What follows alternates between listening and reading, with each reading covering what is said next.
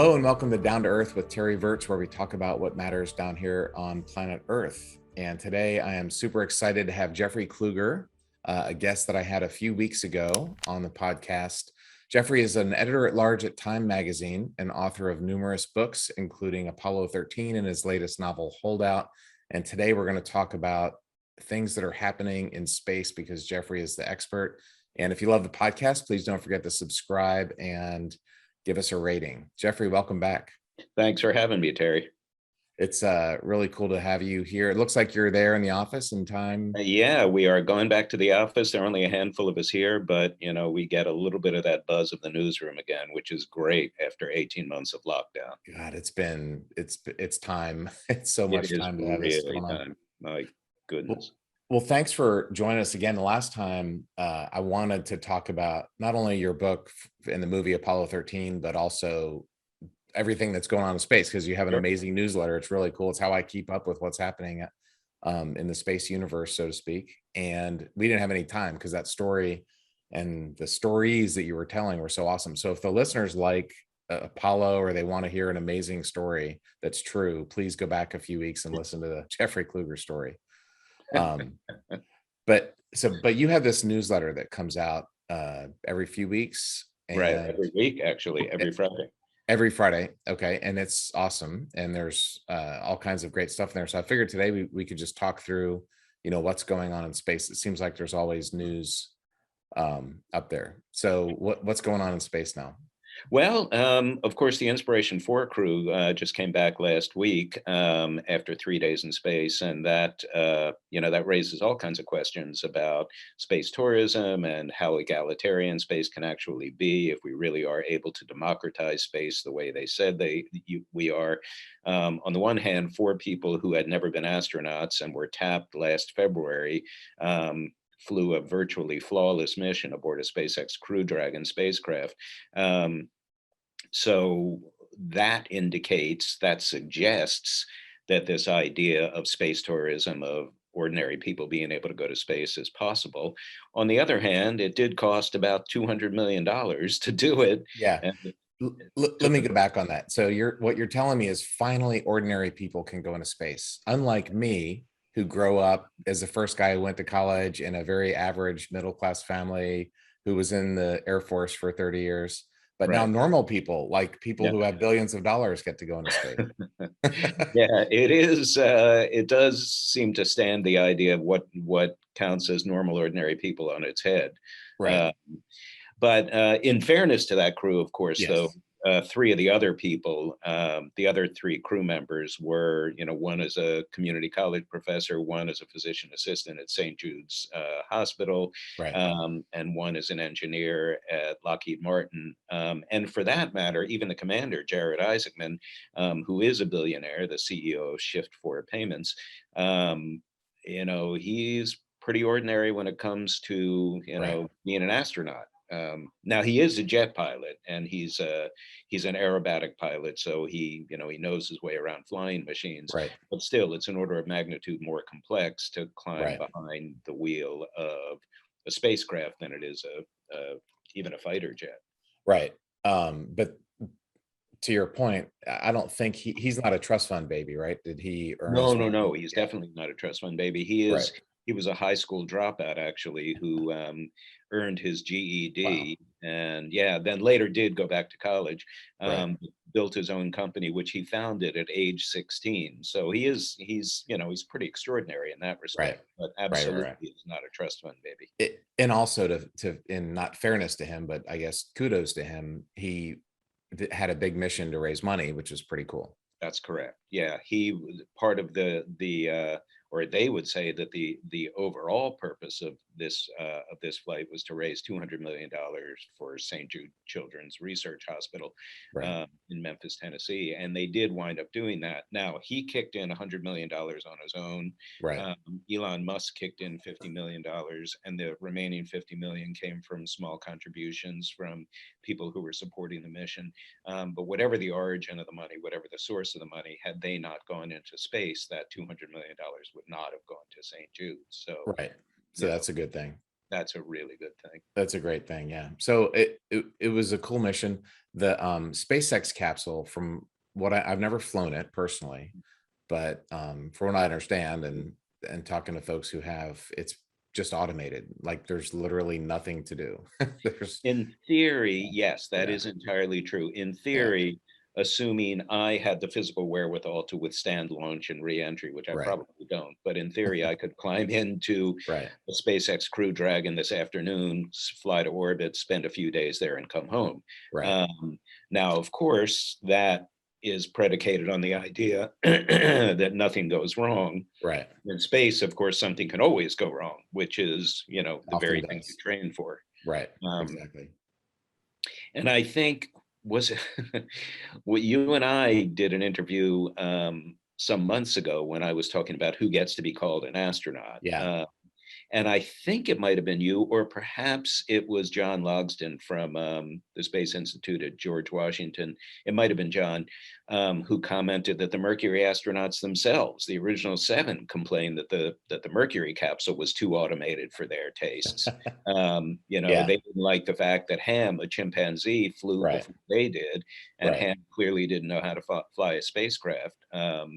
And that sort of wounded the pride of the astronauts when a chimp went before they did, and then they were thinking, so we're just doing a mission that a chimp Just could have spam in done. a can. Famine, Yeah. exactly. Well, yes and no. You had to do the orbit. I remember, I think it was Scott Carpenter was a few seconds late, and that That's ended right. up landing him hundreds of miles off course. And Yeah, there was a few. Neil Armstrong had the jet stuck on, and it's amazing that he survived that, and that was all yeah, his piloting skills. So there were some things. When I flew, it's funny, when I was flying F-16s back in 1991, when I was a brand new 22-year-old pilot, all we had were all manual bombs and missiles. There was nothing automated. It was just a manual thing. And I remember I told myself, these are the good old days, because wow, automation is coming. And the new F-35s, I had a chance to speak at a graduation recently. It's an incredible airplane. It's an yeah, amazing airplane, but it's a video game, right? It's yeah, just sensors and stuff. And in the same way, when I was flying the space shuttle, I remember thinking, these are the good old days. It's never going to be this good, because I actually grabbed the stick and the throttle with the yeah, engines and maneuvered it in space. yeah, And the docking was manual, and all this stuff was manual. And those days are gone. yeah, yeah, For better, for where there's good and bad about it. But I was really thankful that I got a chance to actually fly these machines and sure. not It's just have. incredible that you had the perspective also to realize we are in the good old days right now. People never realize they're in the good old days until the good old days become the good old days, you know? I knew it as a 22-year-old. I mean, a century from now, driving a car is going to be this quaint thing that, Right. your grandpa does, but no one else does. Yeah. They'll just be, remember back when people used to drive cars, Sure. I and think about if I airplanes? ever got behind the wheel of a car with a manual transmission and drove it, my daughters, who were 18 and 20, would be spellbound. They've never seen a manual transmission before. They know nothing about it. The first car I got, well, my son paid for a lot of it, but we got for him was a manual. It was a Mustang, like a Yeah. older, small engine Mustang, but it was a manual. And one of the reasons I got that was so that none of his buddies, he would never lend it out, or no one else would be Right. able to drive it, because Very none of the good. kids know how to use. And he delivered Asian food for his high school job. And I knew he would never text or talk on the phone, because it's so complicated to be driving the car. You can't text and drive a stick shift in a That's a neighborhood of really stop smart signs and idea. red lights. So That's a great idea. My first car was a Mustang also, a used 1966 Mustang. It was a ah, sweet machine. that's Sweet awesome. I've car. got a Mustang now. I've got a red convertible Mustang. Oh man, I'm It's coming down awesome. and visiting. You gotta let It's me drive fun. it. Yeah. Okay, so who gets sick in space? That was one of your titles. Yeah, and that was one of the other issues that came up during Inspiration 4. Only one of the astronauts got sick in the centrifuge, and as I mentioned in that story, he sort of flashed a thumbs up after using the emesis bag. Um, in the centrifuge. So he was, he was pretty game about it. Um, I don't know if anybody got sick on orbit. I would suspect they do. I think it's about half of all astronauts experience space sickness once they Yeah. get into orbit. It's interesting. It's kind of a random thing. And if you get sick in the centrifuge, that has nothing to do with getting sick in space. Yeah, Nothing has anything to do with getting sick in space, I don't yeah, think. Your brain is going from normal gravity. So your brain has three things. It can feel pressure, like I can feel pressure on my butt, and that's telling my brain that down is that way. right, I can look out and I can see, a couch there and a ceiling there. So that's telling my brain that up is that way. right, And then I can close my eyes and we have rate gyro sensors, just like the okay, space shuttle. You can tell pitch, roll, and yaw. The right. neurovestibular system, remember the semicircular Yeah, canals? sure. And those don't work in space because they depend on fluid Gravity. moving the little hairs in the thing. Right. But when you get in space, the fluid floats and that signal goes to your brain completely screwed up. It doesn't know what's going on. So everyone, I think, that I've ever talked to has at least felt badly on, Yeah. Yeah. like I had a raging headache until my third morning in space. Wow. And then it was like a light switch for me. All of a sudden Yeah. I felt fine, but my head hurt so bad and I could only move my head about this fast Yeah. because that semicircular canal rate gyro sensor signal was so messed up. I mean, if I would have done that, I would have thrown up immediately. So Yeah. it was really the first 2 days in space were really painful. Yeah. Well, And that's then yeah, our friend Marcia Ivins, who is yeah, a former colleague of yours, yeah, talks about the 1,000-yard stare that astronauts have when they come home, sort of fixing your eyes in middle distance because to right. use your eyes too much Yeah, is just going to trigger nausea. right. I have all kinds of in my How to Astronaut book. I wrote a chapter on that. There's all kinds of really interesting things. There's also you grow about roughly Yeah. 2 inches, and Right. so that hurts your back. On my first flight, it didn't, but on my second flight, I had back pain for 2 weeks. And they have this camping chair that you wrap your knees to your back, and you can kind of put pressure and squeak, do a Yeah. crunch. And I love that. I really needed that. So that was Um, actually in space, even when your back wasn't carrying any weight, you it, were experiencing pain. just the stretching out made it hurt, Right. but then after that, it was fine. It took about 2 weeks to get over that. Yeah. Rashes, a lot of people get rashes, and that may be ISS specific because Yeah. there's bugs and stuff up there. I don't know, but a Yeah. lot of my face was really splotchy. Part of that, I think, was because I was getting skin cancer, but part of it is just Oh, well, from that'll do it. a, a lot of guys get rashes.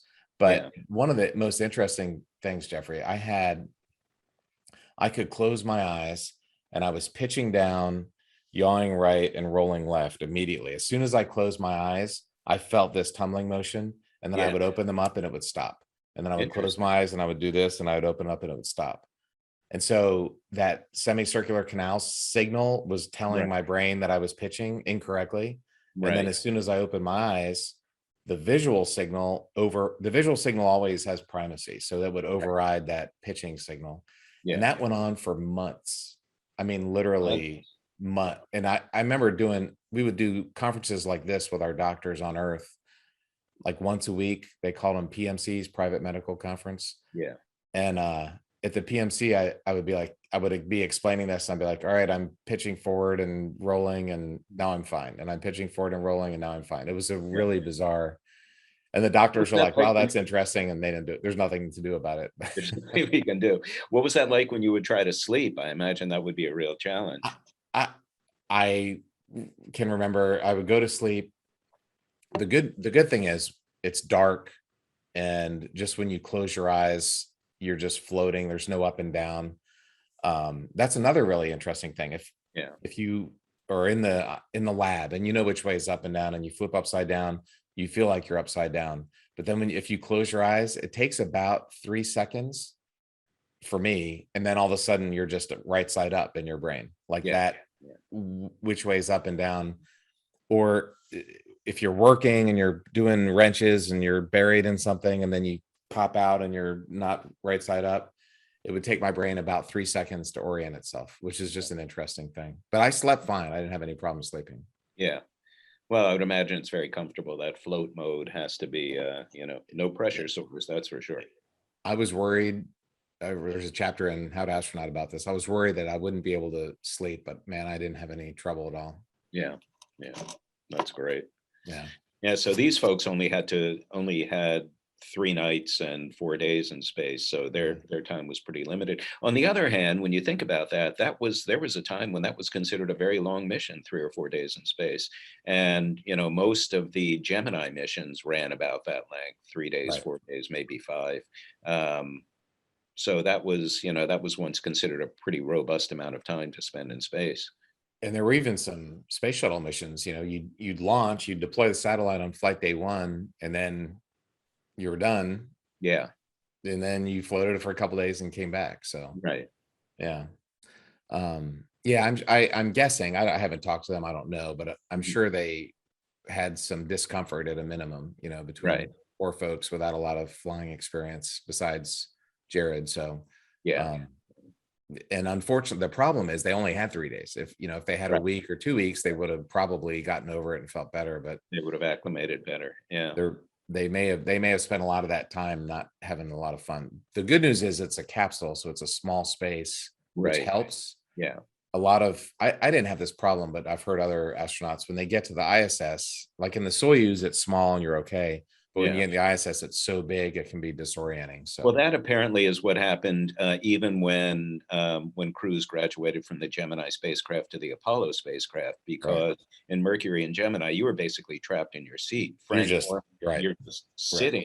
right. Frank Borman and Jim Lovell did 2 weeks in a Gemini spacecraft, which would Oh, be basically like doing 2 weeks in two coach seats, shoulder to shoulder, with the right, bulkhead 3 inches above your head. I have no idea how they did that and remain right, sane, but they right, didn't have motion sickness issues when they were there. right, Then once they flew again with Bill Anders, the same two guys with Bill Anders on Apollo 8, becoming the first astronauts to right. orbit the moon, Borman was righteously sick for Hmm, 48 hours. He had right, intestinal problems, he had nausea, he was throwing right. up, he was a mess. And that Yeah, was only because in Apollo, it wasn't a very spacious spacecraft, but it was right, big enough to get out of your seat, float around. There was a lower equipment bay you could go down to. So right. suddenly he's not in that locked in position Yeah. like he was for 2 weeks on Gemini 7. For me in the shuttle, I mean, I was the pilot, so I'm strapped in doing stuff, and I I I started to feel kind of, but once you move around and you start moving your head, that Right. headache was just raging, and Yeah. yeah. So I experienced that on the shuttle also. Yeah. I Um, would think. Yeah. That's a yeah. pretty spacious ship compared to, Oh yeah. Compared to any of these capsules, yeah. it's much bigger. Yeah. Well, so the other interesting thing, in part because of this uh, inspiration for, Mhm. there was a lot of folks, and there was a traffic jam in space. There was, that's right. Yeah. From September 15th to 17th, there was a record 14 people in space. There were Wow. seven aboard the ISS, Mhm. um, three aboard the Chinese Tiangong space station, and four aboard Inspiration 4. So that was a record. Now that record quickly came apart. We're now back to seven people in orbit. Right. Um, Tiangong came home and Inspiration 4 came home. But the big news out of the three of them, I think, is Tiangong, that this is, and I could be pronouncing that wrong. In fact, I'm almost certain I'm pronouncing that wrong. Um, but this is the third in their series of space stations. This one's going to get somewhat bigger. By the end of next year, it will be 3 modules instead of just one. Now that puts it at about 20% of the size of the ISS. So Yeah. clearly, it's no competition for the ISS, but it is one more box checked in the Chinese space program. Yeah. They didn't fly a human being in space until 2003, and they've quickly ticked a whole lot of boxes. They've done multiple flights of multiple crew members. They've done spacewalks. They've done rendezvous and docking. They have their own space station. They've got their own unmanned lunar program, uncrewed lunar program. They just landed a rover on Mars, and they've got lunar ambitions. So There's a lot to be said for the Chinese space program. Regrettably, the US and China can't work together at all. There is an amendment in Congress that was passed as an amendment to a spending bill in 2011 called the Wolf Amendment that Right. prohibits the US and China from working together, particularly on the ISS, for fear of theft of technological secrets. Right. Um, some of that I think is probably xenophobia. Some of it is probably based on, a legitimate fear that Right. the Beijing has sometimes been fairly loose with respecting rules, proprietary information from other companies and countries. So regrettably, these two great space programs can't work together, but Yeah. I think we're going to find China on the moon before too long. I think you're right. The China for sure, and they also have the long view. I mean, their rocket is called the Long March, right? And Exactly. Yeah. they're thinking about the 21st century and the 22nd century, and Yeah. we're worried about the 2022 elections, and they don't Sure. have to worry about the 2022 elections. Yeah, yeah, I know, and that's been a big issue. You've just seen it in the last 20 years. The George W. Bush administration, whatever the other problems that administration may have had, they had a very clear space vision, and it was under that administration that the Constellation program was launched, which would have had Americans back on the moon by now. We were building Yeah. the Ares 5 rocket. We were Right. building the Orion spacecraft. They were building lunar landers and lunar rovers. I mean, they were all over this program. Yeah. And the Obama administration came into office, that was all scrapped. And for a while, they had the asteroid redirect mission, this idea of Right. capturing a small asteroid and putting it in the vicinity of the moon. And nobody could quite understand why they were doing that, or Right. what the purpose of that was. Um, then they focused more on the space station and sort of grudgingly looked at the possibility of Mars. Then when the Trump administration took over, they launched the Artemis program to have astronauts back on the surface of the moon. Well, this is 3 times we've shifted gears since 2020, since 2004. That's no way to get to the moon. Right. You can't keep building hardware, scrapping hardware, starting programs, stopping programs, changing your destination and expect to get there. The great thing about, John Kennedy's speech in 1961, he said, "We will go to the moon. We will have a man," and they were thinking that it might have been just one man, "on the surface of the moon and brought safely home, and we will do it before December 31st, 1969." That was Right. a defined location and a crisp deadline. Right. And that was it. That was non-negotiable. Right. That that was the way to do it. And yeah, you just outlined the problem. We've gone from wild swings and with our political dysfunction, and Yeah. that's not getting any better. No, it's And clearly not getting better. it's not getting any better. And the excuse me, when I remember watching W's vision for space exploration speech, and I remember thinking, holy cow, like we might do something cool. It was Yeah. the first time ever since I was a kid, I was just frustrated with NASA. Like, Yeah. Yeah. why aren't we going to the moon? Why do we cancel? Imagine, Jeffrey, let me throw this out, because part of Constellation was building a big heavy rocket. Right. We never imagine if we hadn't gotten rid of the Saturn V. Imagine Yeah. if we put in some type of low flight rate, once every 3 years or something. Right. A, we would have a heavy lift rocket. B, we would have improved it. Imagine modern computers, less wires, better engine, it would Yeah. be an amazing rocket. We could have built the space station with 3 missions instead Right. of 30 over the years. But the NASA needed a mission. It was a self-flecking ice cream cone. We had the space Yeah. shuttle, so we need something for it to do, so we can't have a heavy lift rocket. Right. But had we done that, we could easily be going back to the moon, because we would still have the Saturn V that went to the moon in the 1960s. Sure. Sure. Um, And that's the now it's not a good idea to base space policy on fiction, but the Apple Plus series for all mankind is predicated upon that idea. okay, That we right, maintained the Saturn V, that we right, maintained our flight hardware. And right. throughout the course of that series, and it's a terrifically watchable series, Mhm. throughout the course of that series, you see the Saturn V get bigger and better and more modernized. And The you Saturn see six. Saturn 6, exactly, or at least the Saturn 5.5. Right, Um, and it just gets better and better. And right, that is, life would have imitated that art had we maintained the Saturn V. right. And here we are with Constellation. It's this amazing program. One of the biggest lessons learned from Columbia, which is a whole nother thing. That's very close to my heart. I was a family escort for the Columbia crew. Oh, I've done some writing on it. I teach a course at Harvard Business School about the Columbia and Challenger lessons learned. right, And the biggest lesson learned in my mind was separate crew from cargo. right, right, It wasn't written in the report officially, but that was like the lesson that people learned, because on the space shuttle, there was the crew on the big rocket with all the cargo, and that was dangerous. It killed 2 crews. And so Constellation was going to build a smaller, specifically designed to be human rated, inexpensive rocket to get people into orbit. And then they were going to have the big rocket to send, you could launch the moon ship, the Mars ship, put it into orbit, launch the people, rendezvous, and then go to the moon, go to Mars, wherever you're going to go.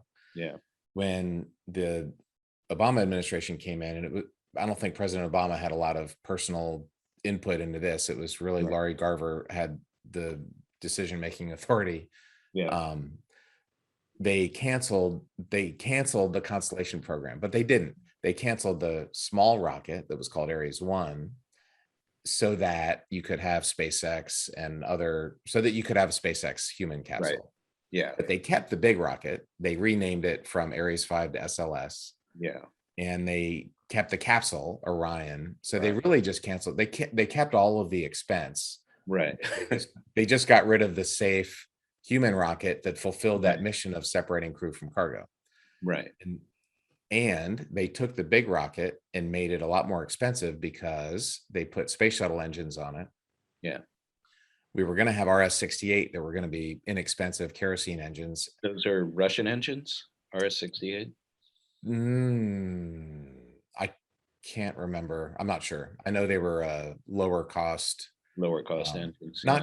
not as good at performance, but much lower cost, which is important because the SLS is a throwaway rocket. It doesn't fly So back. that's a throwaway rocket, and it costs about $1 billion per flight. So That's there's, been the number for a decade, and there's yeah, inflation now. So yeah, that number is only getting higher. true. Um, so they replaced the cheap RS-68 engines with the most expensive engine ever built, because we had 14 of them laying around. So that Right, made the first 3 flights a lot cheaper. right. But then after that, we You gotta don't have rebuild any more space space shuttle. shuttle engines. We got to Yeah, build the new expensive engines.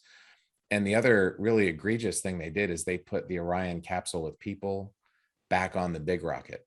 right, So there's no more separate crew from cargo. The right, crew is on the, by the way, not human, not designed for humans from the get-go, but now they're going to have to heavy rate the billion-dollar massive human rate, the billion-dollar massive $1 billion rocket. rocket, instead of just human rating a smaller, cheaper rocket. And that takes up 50,000 or 70,000 pounds of cargo space.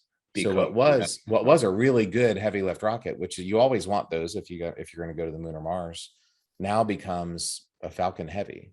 right, It's a $1 billion Falcon Heavy that's only $100 million rocket to begin with. right. So Yeah, yeah. We had that big rocket, small rocket model during the Skylab program when the last Saturn V that flew put Skylab into orbit, and then 3 crews flew up to Skylab on the much smaller Saturn 1B rocket, and right. that worked terrifically. And had we kept Skylab and built upon Skylab the way we did on the space shuttle, we would have had a real orbiting laboratory for a lot longer, and could have, shuttle run Saturn 1Bs up there for a long time.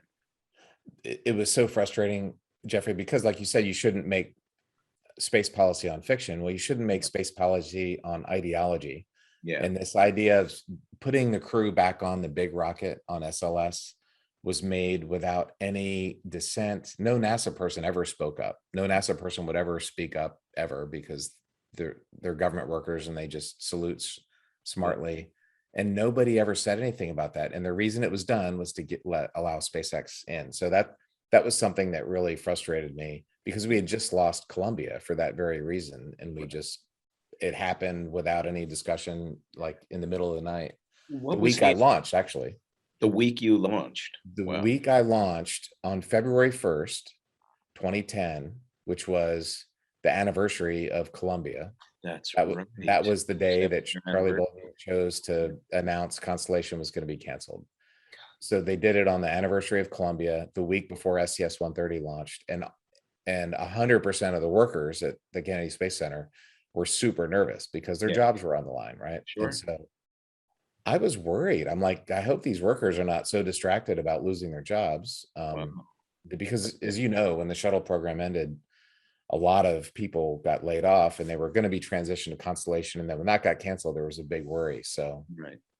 anyway, I have this kind of personal connection to that whole canceling thing. And now here we are. I hate to bash SLS, but it's important to get the facts out there Sure. clearly. A lot of people say the SLS rocket has been around since 2011. Yeah. Well, that's because after they canceled Constellation in 2010, a year later, they created the SLS program. Right.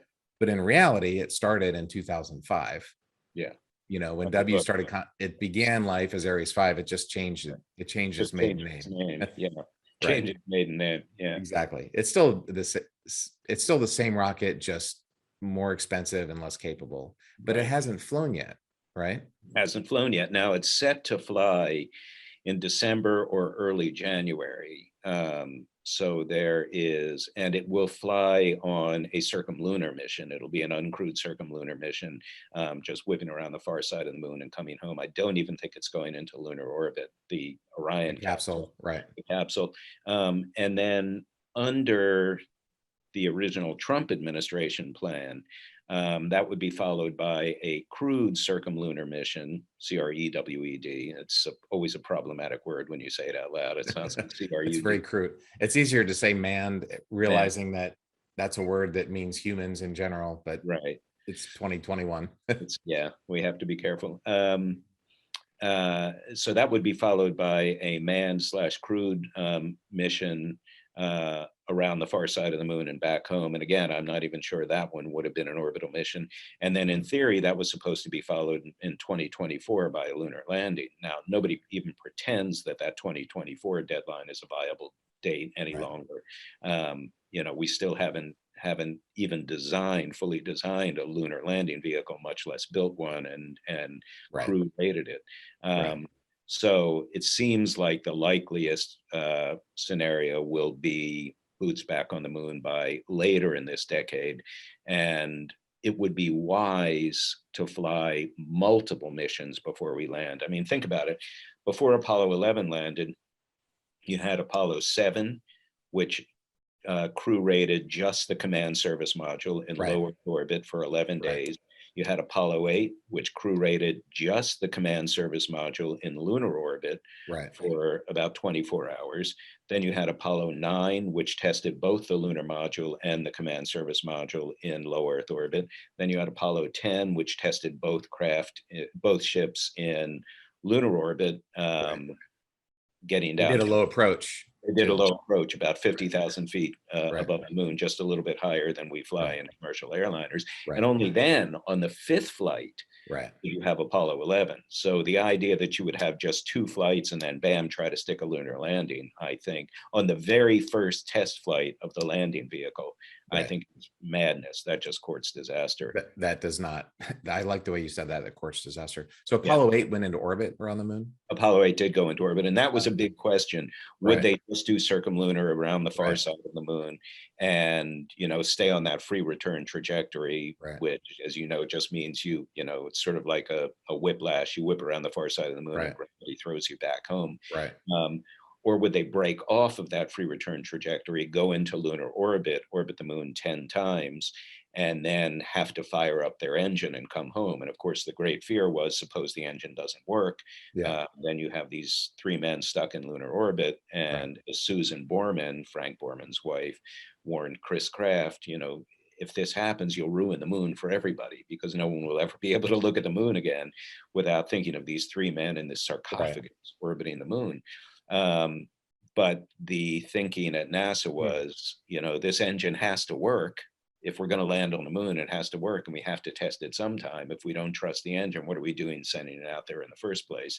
So someone's got to be the first one to try going into lunar Right, orbit. This first crew to get to the moon should be the one to do it.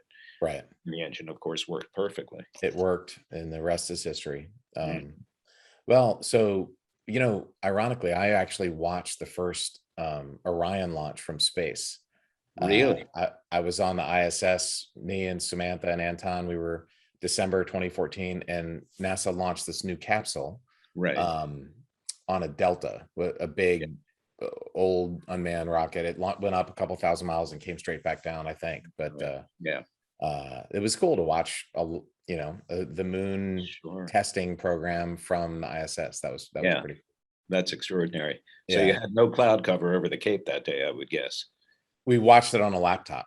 Oh, I Yeah, thought you because watched we it. were like, are we gonna, but it's really hard to be over that part of the earth at that minute, right? Right. Yeah. Yeah. So NASA uploaded, like watching this, we watched the Super Bowl too. Or Wow. I always used to watch Orioles games from space. But yeah, they piped up the video, which was pretty cool. But so to wrap your brain around this, between the capsule and the rocket, right? Orion and SLS, Mhm. we've been spending probably 3 to 4 billion a year. What's the Right. budget? Somewhere in that? About 3 to 4 billion. Yeah. And another 3 to 4 billion for the space station. Since 2005. Yeah. 3 to 4 billion since 2005. And the capsule has flown once unmanned, and that's it. Right. The And capsule was flown once unmanned. And again, going back to the Saturn V, that rocket flew 11 times from 1968 to 1973. 11 times we launched that. And it was only, and if you having add, been conceived 10 years earlier. that's correct. And Yeah, if you add the 2 uncrewed missions, that's right. 13 different times that it flew in The a big period. rocket, the Saturn V. Big rocket, the Saturn V. And there Yeah. was a Saturn I also. There was a There were Saturn 1B. Atlas. There was other rockets we were flying too. Yeah. Yeah. So, I mean, because we had the money and we had the will and we had the wherewithal and we had the commitment and the commitment. Look, one thing I've always said, of all the millions of words John Kennedy spoke in his career, in his too short career, the most powerful was the single one-syllable verb choose, when he said, we choose to go to the moon. We didn't have to go to the moon. Right, Our lives didn't depend on going to the moon. It was right, important symbolically, but we right, weren't going to fall to the Soviets if we didn't go to the moon. Soviets didn't fall to us when we went there, and they didn't wind right, up going. It was simply that we choose to go to the moon. We have right. decided to do this, and we are a nation that has will, and we're a nation that has wherewithal, and we're going to the moon. Yeah, And it's a why? pretty awesome Because thing. we've elected to do that. Right. I love that. But I just think it's important to put into context what we did then without ever having done anything before, without, Absolutely. iPhones or laptops that were on, Yeah. NASA was created in 1958. Yeah. So there was no NASA. Suddenly Eisenhower created NASA, and we were done going to the moon by 1972. So 14 years, we went from there is no NASA to we're finished with the moon program. Yeah. And 14 years ago, SLS and Orion were 2 years old. So it's important to say it out loud. Yeah. Just say it out loud. And flat funding has a lot to do with it. I mean, Yeah. NASA's budget, which is at about 25 billion dollars, it's higher than it's been in a long time. I don't think it's Yeah. actually at 25 billion currently, but it's not that far from it. But that represents 0.4% of the federal budget. Right. During the golden era of Apollo, especially in the mid 60s, like 65, 66, at the peak of NASA funding, Right. it represented over 4% of the Right. national budget. And if you correct for inflation, the budget was about $60 billion a year in 2021 dollars. So Right. NASA was getting about triple what it is now. Right. And if you think about what we could do with that kind of money, if we had it now, there'd be a lot of places we would have gone if we Oh had 6 yeah, billion absolutely. a year. The budget's been flat since the 90s, although in recent years it's gone up. Mhm. And the percentage of the federal budget is a little misleading in 2021 because our budget has exploded, Budget has exploded. That's right. and So, yeah, Nelson's trying to get a few billion of that for NASA, but yeah. He's trying we've to get that through the infrastructure bill, isn't he? right, Isn't that right. I part? think so. Yeah, Yeah. Yeah. This is interesting. yeah. But I mean, in all fairness, we had never flown to space before. And Yeah, that was not sustained 4%. There was a big spike in the budget, right? that's correct. That's correct. It wasn't like 10 years of that.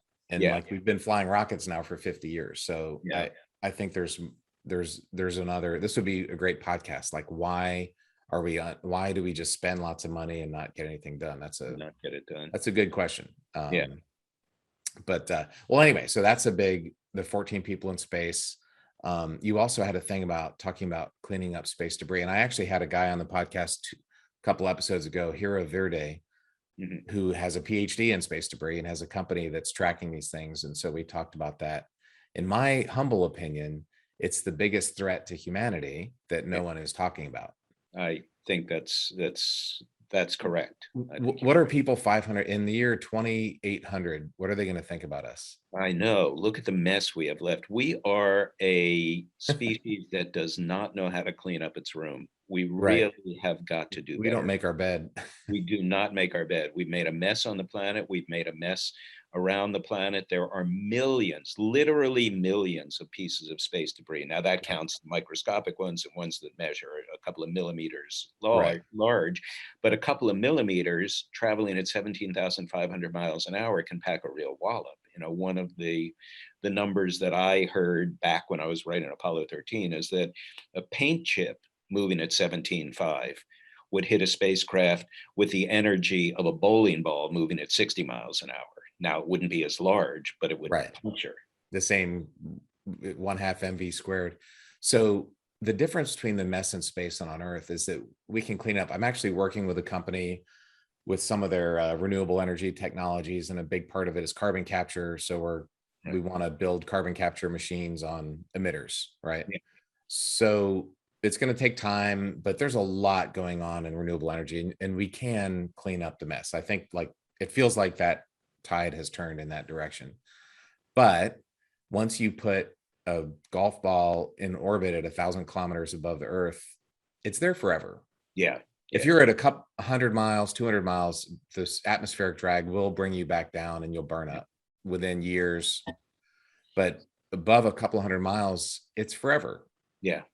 And Exactly. you can't clean it up really. There's companies trying, Right. but that is each one's going in a different direction. And by the way, when I did my spacewalks, this really surprised me.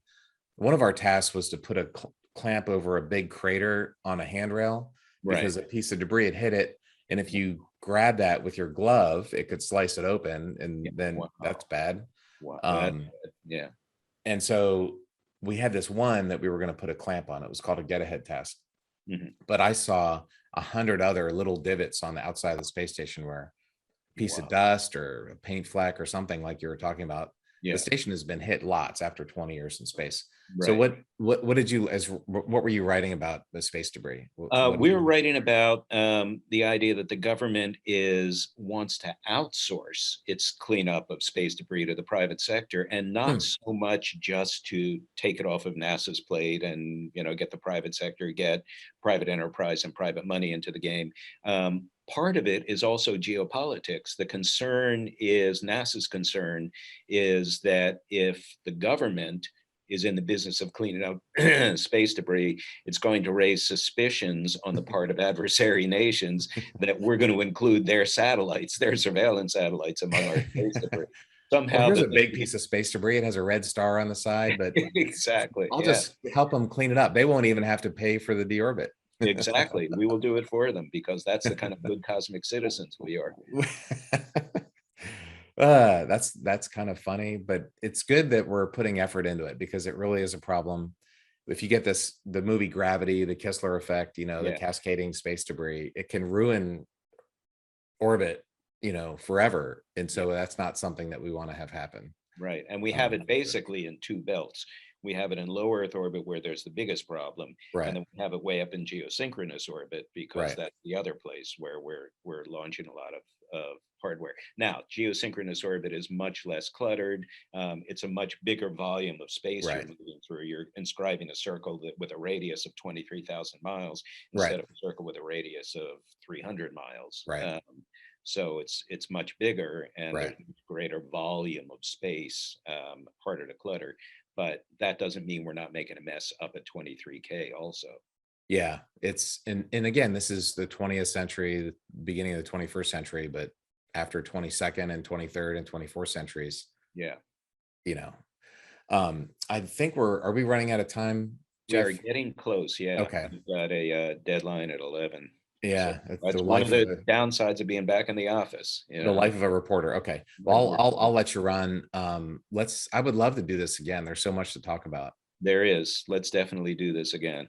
Okay. And I think I know a lot of the listeners love it. So thank you for coming on again. If you like the podcast Down to Earth with Terry Virts, please rate it and please subscribe and tell your friends about it. And hopefully we'll do this again soon, Jeff. And good luck with your deadline. Thank you, Terry, All right. and thanks for Thanks. having me. Sure. Thanks.